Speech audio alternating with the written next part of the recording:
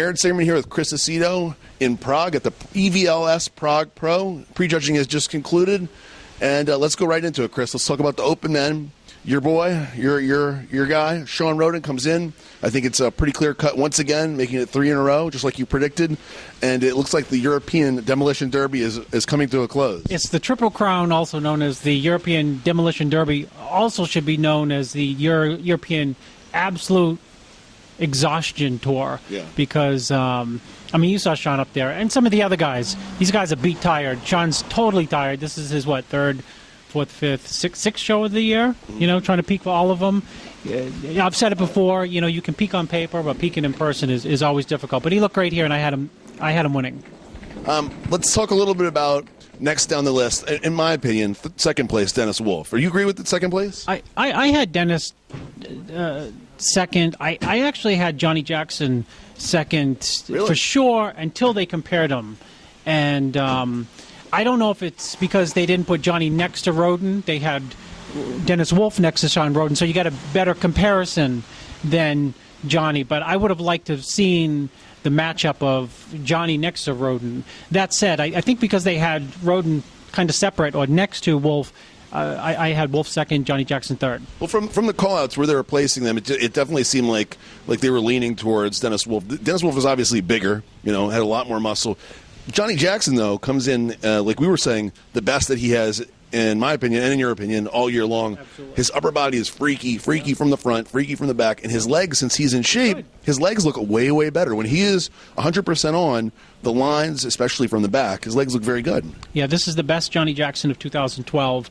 I saw him at the New York Pro all the way back in May, and he's progressively gotten better. Kudos to Johnny because, everyone knows where he didn't finish in Spain. For him to regroup and be better last week and be better again this week, it's a testament to his dedication to his sport.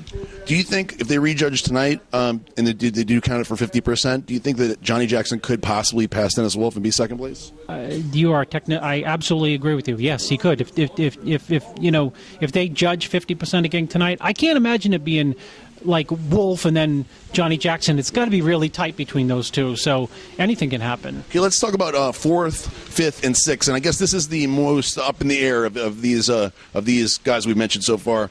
Now, before I even say, because I have an opinion on fourth, who do you have as fourth? I see Ed Nunn overall sneaking into fourth based on shoulder width, condition, the best he's been this year.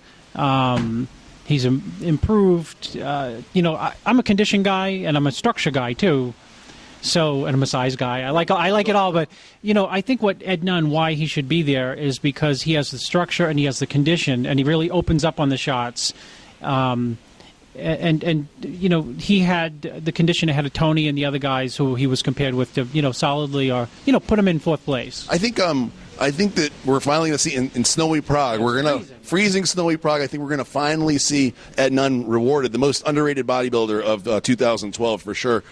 In fifth place, I'm going to put Tony Freeman. Right now, we're looking at probably Rulli and Tony in the fifth and sixth spot. I'm going to put Tony Freeman in fifth because he's so much bigger, better structure than Rulli.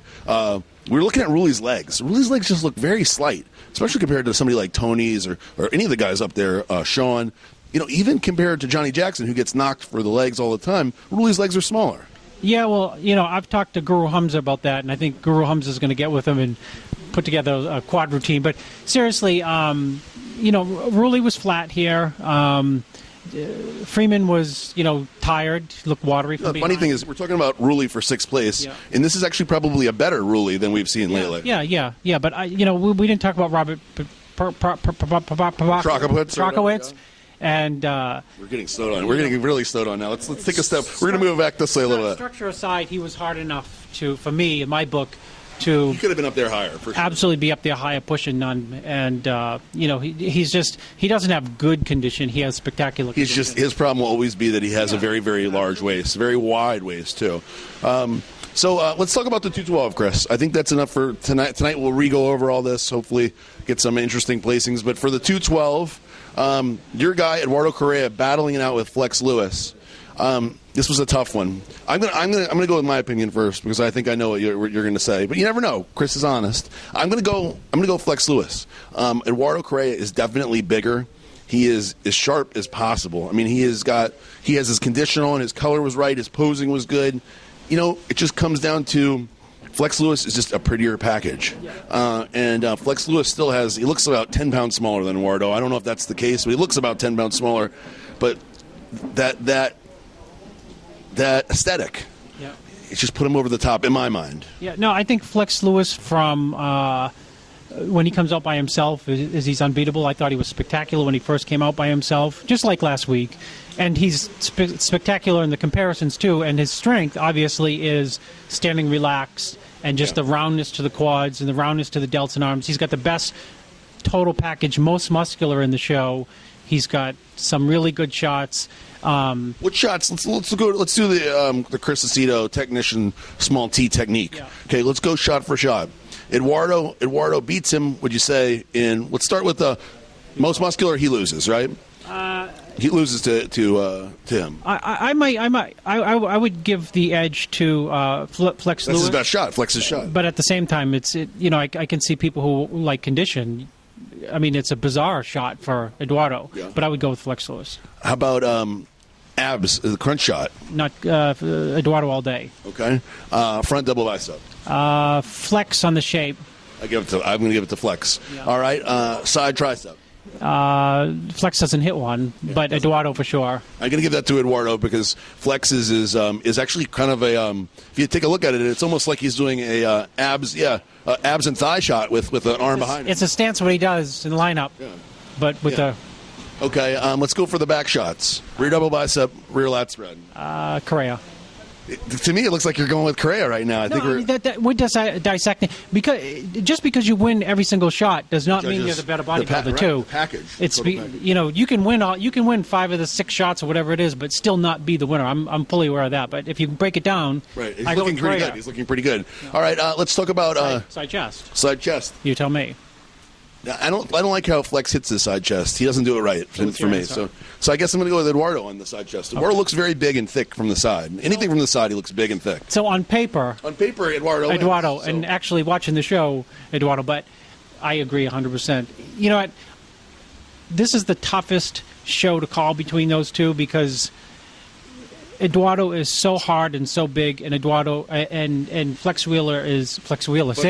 That's what he's like. You know what I mean? Flex Lewis he's fabulous. So I can see a judge saying, you know what, Chris, I like Flex Lewis, and I have zero problem with that. None. All right, let's talk about third place. Who do you have third? Sami Al-Haddad. Sami Al-Haddad, the blacksmith, pretty solidly in third place. This is actually the first time I've seen him. I know you saw him last week in Great Britain. Was he better here? He was actually better here. You know, his legs had more density. They were flat last week. He looked very polished. He is polished, and he had more fullness and density to the back shots. But I think where he gets, where he's the odd man out is, while he has nice shape, he's not Flex Wheeler. I mean Flex Lewis, and he's not Eduardo Correa in terms of trained maturity and density and striations. Let's talk about William. How do you say his last name? Bonac. This guy from the back, William Bonac. He's up there with Flex and Eduardo. He might be beating some of them in the back shots. You turn him around to the front, and it's a different story. But from the back, I mean, he definitely takes Sami. Yeah, no, for sure. He's on the cusp of being a leader in the class. The truth is, he might, if we're going shot for shot, he might beat Sami in both back shots and both side shots. Sure. And both side shots. He does, for sure.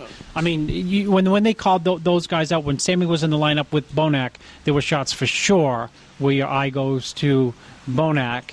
I think at the end of the day, it's that odd Sami has good shape from the front that pulls your eye back to him and gives him the edge over Bonac. I'm gonna go so far to say that Bonac from the front, the main detracting point is what Sean Roden used to deal with, the umbilical hernia.